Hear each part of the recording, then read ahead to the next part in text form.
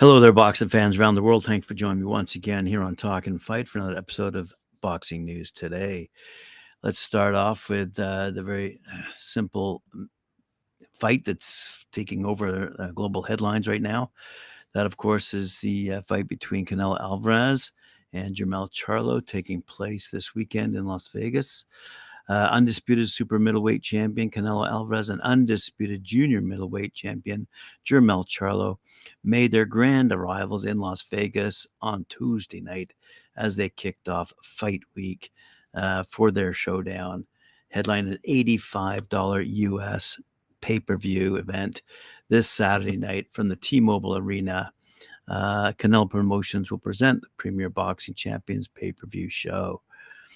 Canelo Alvarez said, "I feel the love and support from my people, and I'm proud to represent my country. I'm 100% right now and ready. I'm 100% right now and ready. Yeah, okay. I'm 100% right now and ready to show you a different Canelo on Saturday. Charlo is a great fighter who knows how to box. He is strong and has nothing to lose. He came to my division to win it all, but I've been in this position for a long time, and I'm ready." Fair enough. Jermell Charlo says, "These fans think Canelo is the best in the world, but I'm going to come here and show that I'm the best. I do this for the dogs, the hungry ones. I do it for the animals. I'm made for this. After I beat Canelo, the world will be screaming, 'Charlo, Charlo.' You dig? Now it's my turn, my time, my moment. I'm going to shine on Saturday night. We can't talk about it. We have to be about it. Come fight night, you'll all see what that means." Prior to that action taking place, I just want to report a quick little showdown on Friday night. Unbeaten IBF number 2 super middleweight contender Vladimir Shishkin, who's 14-0, 8 knockouts, by the way, will return to action against Ramon Ayala, 25-8-1, in an 8-round matchup at the Mikosuko Indian Gaming Reserve in Miami, Florida. So now fighting out of the resurgent Detroit boxing scene under the guidance of the renowned Sugar Hill Stewart, Shishkin bested former world champion Jose Uscatugio via unanimous decision back in December in a bout that aired on Showtime. So I just wanted to make mention of his fight on Friday night prior to Canelo and Charlo going at it. Sean Jones over at BoxingNews24.com has this to say about Canelo, and I'll quote him. "Some fans believe Canelo Alvarez is an overrated guy and an example of a fighter who picked his opponent when they were out of their prime.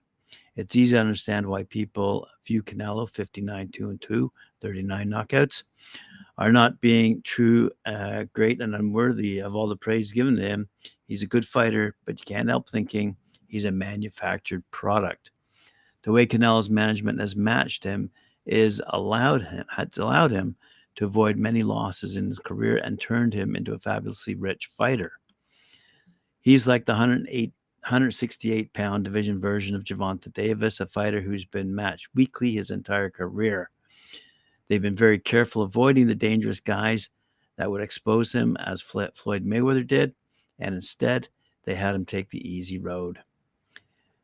And the fans' criticism of Canelo includes fighting opposition out of their prime, swerving those figures. Those fighters include David Benavidez, Artur Beterbiev, Jermall Charlo, Demetrius Andrade, Artur Beterbiev, I've already mentioned him, Dave Morrell Jr., and waiting until Triple G got old before facing him.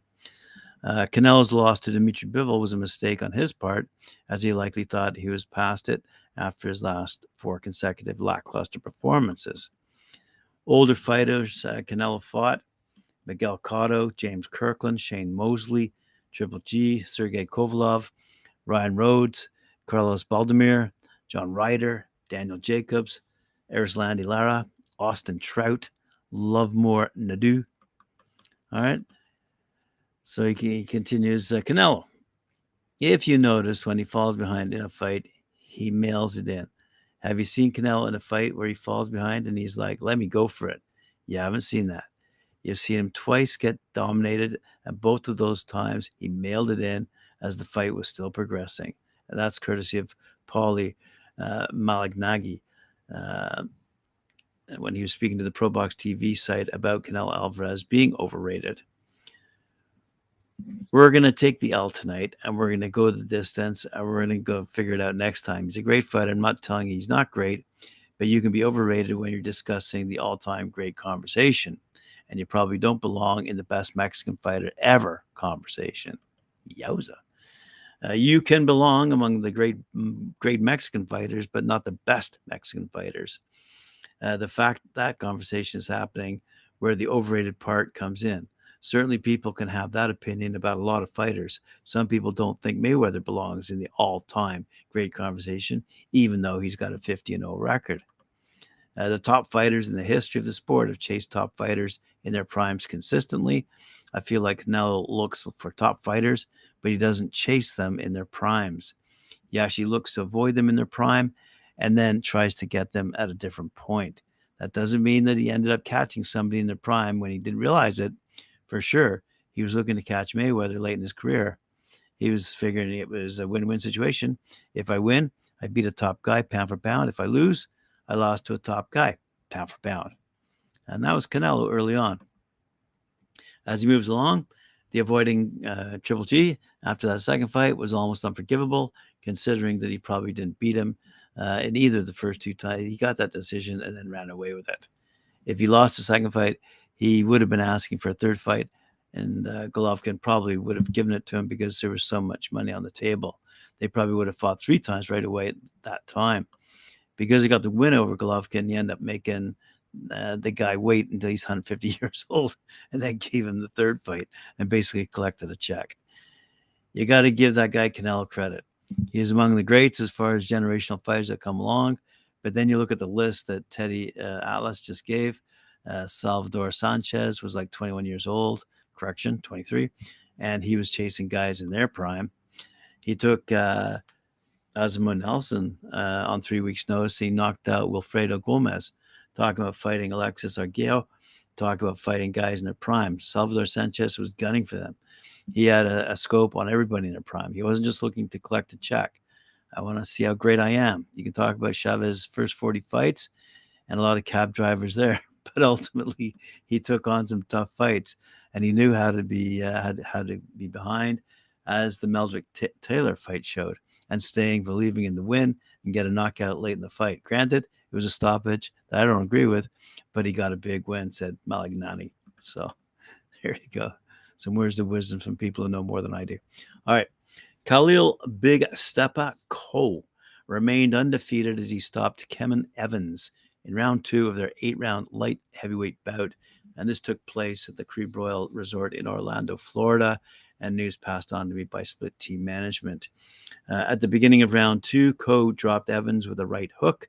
Coe ended things when he landed a right to the side of the head, and the bout was stopped as the opponent fell to the ground at 1 minute, 21 seconds. Coe fights out of Jersey City, New Jersey, and he's 7-0-1 with 5 knockouts. So, Evans, by the way, out of New Smyrna Beach, Florida, is 10-2-1. Coe is managed by Split T, Keith Connolly. Group N is promoted by Matchroom Boxing. We can't get away from Eddie Hearn, can we? And we certainly won't in the next story. In what should be an interesting contest, Devin Haney, 30-0, 15 knockouts, will take on the powerful WBC 140-pound champ, Regis Prograis, on December 9th in a pay-per-view event on DAZN at the Chase Center in San Francisco. The pay-per-view price for Haney versus Prograis is yet to be announced. Having outgrown the 135-pound division, the 24-year-old Haney is moving up to 140 in search of a second division world title. Devin currently holds the undisputed championship at lightweight, but it's become too difficult for him to make the weight. With the Prograis fight, Prograis, by the way, 29-1, 24 knockouts, taking place at the 18,000-seat Chase Center, the San Francisco-born Haney will be coming home in front of his fans in that city for the first time in his 8-year professional career. Haney has been fighting in Las Vegas, Mexico, and Australia, and winning well. The stakes simply couldn't be higher, said Eddie Hearn, on what promises to be an electric night of action in San Francisco. Haney needs the WBC 140-pound title to set up bigger fights against WBO champion Teofimo Lopez, WBA belt holder Rolly Romero, and Ryan Garcia. If everything goes as planned, Haney will defeat Prograis and then move forward to a unification fight with Teofimo. I'm super motivated for this fight, so I'm not looking at him as a one-trick pony. I'm looking at him as a really good opponent. I'm not taking it lightly and nothing like that, said Prograis about his title defense against Haney. That's why I came out here early. I could have still been back home and stuff like with my kids, but right now I just want to be super locked in. Obviously, I train at home in Texas. I'm serious about this, though. This is my moment, and I can't let this slip out of my hands. I'm way slicker than what people think. I have a chin, and I'm strong. Physically, if you put me and Devin next to each other, you wouldn't be able to mess with me. I hit too hard. I just looked at what I do to people. I hit really hard, and he doesn't. Yeah, you can box and run around, throw your jab and all that stuff. That shit don't do nothing. What's going to happen? He's got a good team. He's smart, but I'm going to have a good team, and I'm going to have a smart game plan also. Let's move along to Carl Frampton. Y'all might remember Carl Frampton, the British fighter, two-division world champ, weighed in on boxing's current top 5 pound-for-pound fighters after a series of stellar performances in 2023, having caused many pundits and fans to reshuffle their decks. The Jackal, as Carl Frampton is known, won the well-respected Ring Magazine Fighter of the Year award back in 2016 for his wins over British rival Scott Quigg to unify the WB and IBF super bantamweight titles, as well as his victory against Leo Santa Cruz to win the WBA featherweight world title just 5 months later. So Frampton has revealed his selections for the current top 5, following some standout performances. He said, I'd say Devin Haney, number 5, undisputed fighter, qualified lightweight. He looks to be maybe moving up now. There's talk of it. It's hard not to have someone who's been undisputed at that weight in your top 5. And as we all know, and as we just said, Devin Haney's moving up to weight to challenge 140-pound world champ Regis Prograis. So that's one out. Number 4, Shakur Stevenson. I think Shakur is going to be number 1 one day, but just not quite yet. I love watching him. He needs to be going through the divisions as he's been. I just seen him going to congratulate Terence Crawford in changing rooms after the Spence fight. He's a big lump. There's not much between him and Crawford in terms of size. I think if he can clean up the lightweight division, that's no mean feat, then he can go fight light welterweight and possibly welterweight at some point in his career too. So Stevenson, by the way, will compete for the WBC lightweight title in November against Edwin de los Santos. The one heavyweight, formerly undisputed at 200 pounds on Frampton's list, is Alexander Usyk. Number 3, Usyk, undisputed cruiserweight champ, moved up and got some big wins at heavyweight. He has a majority of his belts at heavyweight, so 2-weight champion, once undisputed, almost undisputed at heavyweight, just 1 title to go. I love everything about him, his character, how he fights, his persona. He is a quality fighter. Next up, Naoya Inoue, the Japanese monster. Number 2, Inoue, only because of what Terence Crawford has done to Errol Spence. 4-weight world champion inside 25 fights. I'm trying to describe how unbelievably hard that is to do in boxing. It's difficult. He is looking to become undisputed at this weight division and then move up to featherweight, and he's probably likely to do the same in that division. But the number 1 on Frampton's list, alongside most other observers, has undisputed welterweight champ Terence Crawford. Bud became the 4-belt champion at second weight class with a one-sided win over Errol Spence, a fight many felt, though, was a 50-50 fight beforehand. However, Crawford won, and he's now number 1. I wonder in the mind of Frampton. Anyway, I imagine that the majority of people, boxing fans, sports fans worldwide, would agree with me. 3-weight world champion, has been around since a long time. He is still competing at a really high level and seems to be improving, which is mad. His destruction of an elite fighter in Errol Spence was spectacular. That's why he's number 1 on my list. One notable absence from the list is the man who is formerly regarded as the greatest fighter on the planet, Saul Canelo Alvarez. The Mexican superstar has underwhelmed in his 3 consecutive performances, but plans to silence his doubters and prove that he is the king of boxing with his display against Jermell Charlo coming up on Saturday night, a fight we're all looking forward to seeing for sure. Now, speaking of champions list, I'm going to put this link to ESPN in the description down below. 17 weight classes in boxing, as we all know, and ESPN has ranked them accordingly. Let's have a quick look and just have a quick see if there's the women's division. Oh, they let me down. All right, so these are all the men's divisions. Heavyweight, they've got Alexander Usyk. Cruiserweight, Chris Smith. Light heavyweight, Artur Beterbiev. Super middleweight, Canelo Alvarez. Middleweight, Janabek Elam Kanuli.